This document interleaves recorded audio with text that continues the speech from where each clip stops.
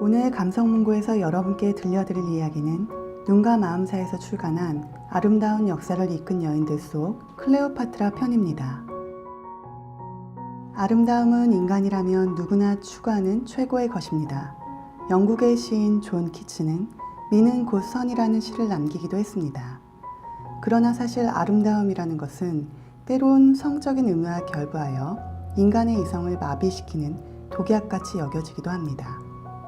아름다운 여성은 그 아름다움으로 많은 것들을 얻기도 하지만 그 아름다움 때문에 진정한 능력을 제대로 평가받지 못하는 경우도 있습니다.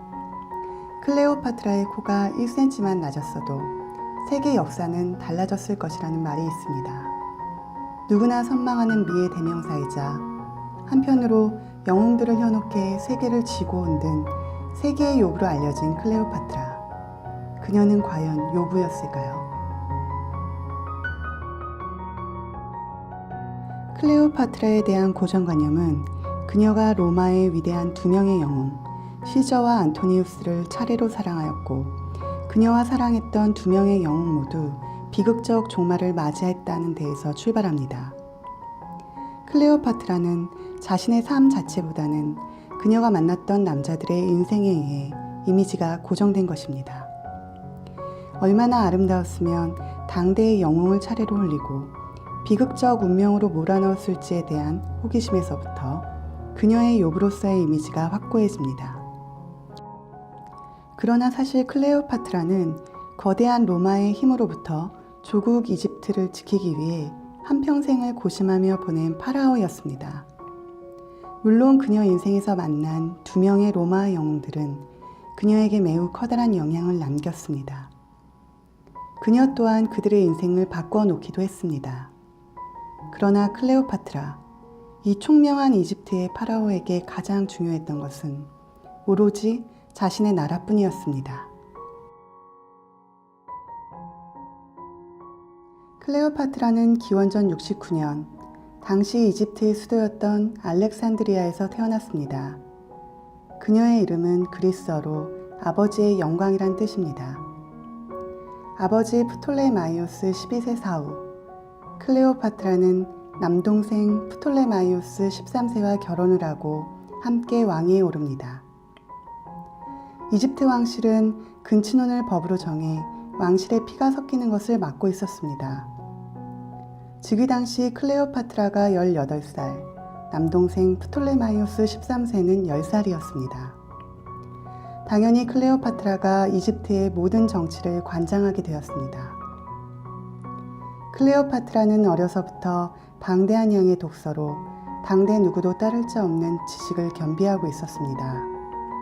거기에 천부적인 언어 능력을 보이며 무역도시 알렉산드리아를 통교하던 수많은 나라의 언어를 모두 구사할 수 있었습니다. 이웃나라 로마가 급성장하여 이집트를 압박하는 상황에 왕위에 오른 클레오파트라는 강성한 로마에 맞서 나라를 지키기 위해 눈물겨운 외교술과 지략을 펴나가기 시작했습니다. 외부로부터 가까스로 이집트를 지켜내고 있던 클레오파트라에게 내부로부터 위기가 찾아오기 시작합니다. 남편이자 남동생인 프톨레마이오스 13세가 성장하면서 그를 지지하는 세력이 클레오파트라에게도 반기를 든 것입니다. 잠시 시리아 지역으로 몸을 피한 클레오파트라는 그곳에서 더 큰 위협을 만나게 됩니다. 로마의 장군 시저가 이집트 침략 계획을 세우고 있었던 것입니다. 내부적으로 정치적 궁지에 몰리고 외부적으로는 나라가 존망의 위기에 처한 상황에서 클레오파트라는 자신의 지혜와 미모를 이용해 난국을 타개할 것을 결심합니다. 시저를 찾아간 클레오파트라는 이집트의 독립을 보장받는 대신 시저의 여인이 되었습니다. 그리고 자신을 궁지로 몰아넣은 남동생 프톨레마이오스 13세를 무찌를 군대를 얻습니다. 결과적으로 클레오파트라는 시저의 군대로 내부의 적들을 일소하고 시저로부터 이집트의 안정과 독립을 보장받게 됩니다. 시저와의 사랑은 그가 브루투스에게 암살당함으로써 끝이 났습니다. 클레오파트라는 시저와의 사이 태어난 아들을 데리고 이집트로 돌아옵니다. 이제 시저에게 보장받았던 이집트의 독립은 다시 불안한 상황에 놓이게 되었습니다. 시저 사후의 로마는 안토니우스와 옥타비아누스의 양분 체제에 놓이게 되었습니다. 어느 쪽이든 한쪽이 이겨야만 끝날 갈등이 시작되었습니다. 두 세력의 다툼을 지켜보던 클레오파트라는 자신의 나라 이집트를 위해 한쪽 편을 들 수밖에 없다는 사실을 깨닫게 됩니다. 그것도 이기는 쪽의 편을 들고 그 대신 이집트의 독립을 보장받는 것이 무엇보다도 시급했습니다. 당시에는 옥타비아누스보다 안토니우스가 더 강력한 세력을 이루고 있었습니다. 클레오파트라는 기꺼이 안토니우스를 이집트로 불러들이고 그를 유혹하기 시작했습니다. 처음에는 클레오파트라를 멀리하던 안토니우스도 그녀의 매력을 뿌리치지 못하고 결국 사랑에 빠지게 됩니다. 처음에는 나라를 위해 시작한 일이었지만 안토니우스의 남자다움과 용맹함에 끌린 클레오파트라도 곧이어 사랑에 빠지게 되었습니다. 두 사람은 진정으로 서로를 사랑하게 되었습니다.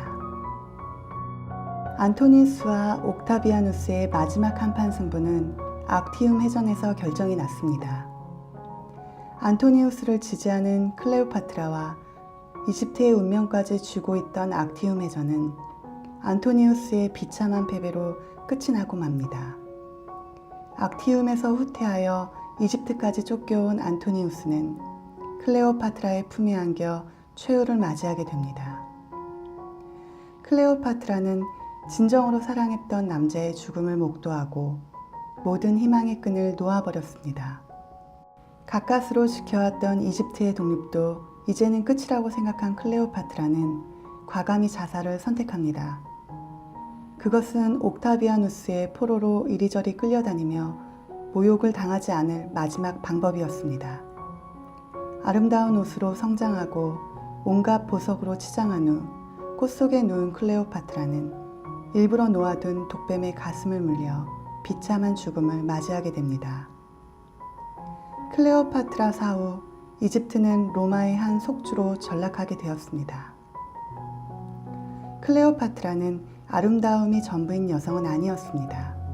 엄청난 노력가였으며 뛰어난 정치가였고 개인보다는 나라를 위해 자신을 던질 줄 아는 호쾌한 위정자였습니다. 그리고 진정한 사랑을 끝내 죽음으로 완성한 지고지순한 여인이기도 하였습니다.